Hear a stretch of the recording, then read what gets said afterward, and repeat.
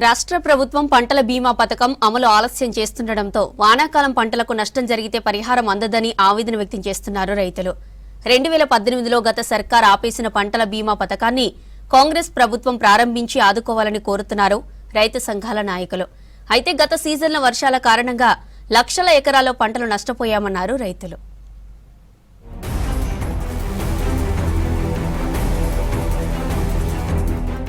రాష్ట్రంలో 1,40,00,000కు పైగా ఎకరాల్లో పంటలు సాగు అవుతున్నాయి. అయితే పంట బీమా పథకం అమలుపై సర్కార్ క్లారిటీ ఇవ్వలేదు.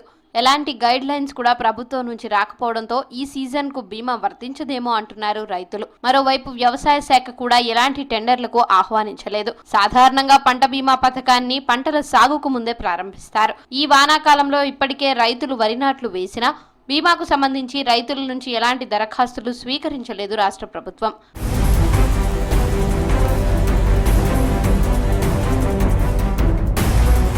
పంట బీమా పథకం అమలైతే పంటలు వేసినప్పటి నుంచి కోసే వరకు వర్షాలు పడి నష్టం జరిగితే ఆదుకునే అవకాశం ఉంటుందంటున్నారు రైతు సంఘం నేతలు. ఇప్పటికే వానాకాలం మొదలైనా ఎలాంటి కార్యాచరణను వ్యవసాయ శాఖ మొదలు పెట్టలేదంటున్నారు. పంట బీమాపై గైడ్ లైన్స్ ఇచ్చి రైతులకు నష్టం జరగకుండా రాష్ట్ర ప్రభుత్వం చర్యలు తీసుకోవాలని కోరుతున్నారు రైతు సంఘం నాయకులు. మనకు పంటల బీమా పథకం అనేటువంటిది లేకుండా పోయింది. దీనివల్ల ఏటా 5 నుంచి 10 లక్షల ఎకరాల దాకా పంటలు నష్టపోతున్నటువంటి పరిస్థితి ఉంది.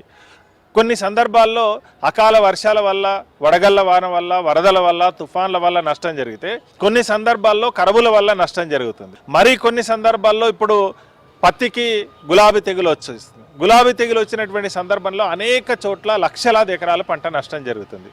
మిర్చికి తామర వైరస్ వచ్చింది. తామర వైరస్ వచ్చినటువంటి సందర్భంలో వందలాది మంది రైతులు ఆత్మహత్యలు చేసుకుని చనిపోవాల్సినటువంటి పరిస్థితి ఏర్పడింది. 2018లో పీఎం కిసాన్ యోజన పంటల బీమా పథకాన్ని బీఆర్ఎస్ సర్కార్ నిలిపివేసింది. దాని స్థానంలో కొత్త పథకాన్ని అమలు చేస్తామని చెప్పారు బీఆర్ఎస్ నాయకులు. రెండోసారి అధికారంలోకి వచ్చిన బీఆర్ఎస్ బీమా పథకాన్ని అమలు చేయలేదు. దీంతో వర్షాల కారణంగా వేల ఎకరాల్లో పంటలు నష్టపోయిన రైతులకు ఎలాంటి సాయం అందలేదు.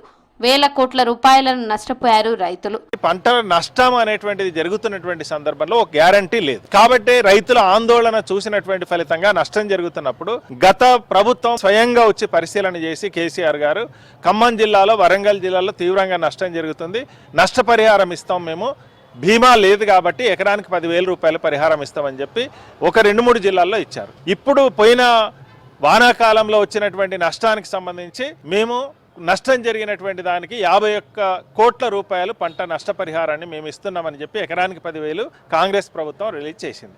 కానీ వాస్తవంగా నష్టం జరిగినటువంటి రైతులు ఎవరైతే ఉంటున్నారో వాళ్లకు సకాలంలో పరిహారం అందడం కానీ, నష్టాన్ని అంచనా వేయడం కానీ, వీటన్నిటిని చేసేదానికి ఒక ప్రత్యేకమైనటువంటి బీమా అనేటువంటిది ఈ రాష్ట్రంలో అవసరం ఉంది. అది రైతాంగానికి ఒక భరోసా ఇచ్చేటువంటి అవకాశం ఉంటుంది. కాబట్టి ప్రత్యేకంగా బీమా రావాలి. దాన్ని రైతాంగానికి ఉపయోగపడేటువంటి పద్ధతులలో రూపొందించాలని చెప్పి తెలంగాణ రైతు సంఘం కోరుతోంది.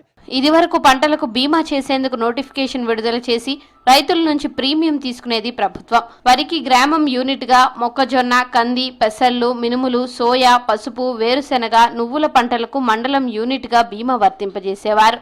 వాతావరణ ఆధారిత బీమా పరిధిలో వానాకాలంలో మిరప, పత్తి, యాసంగిలో మామిడి పంటలు ఉండేవి.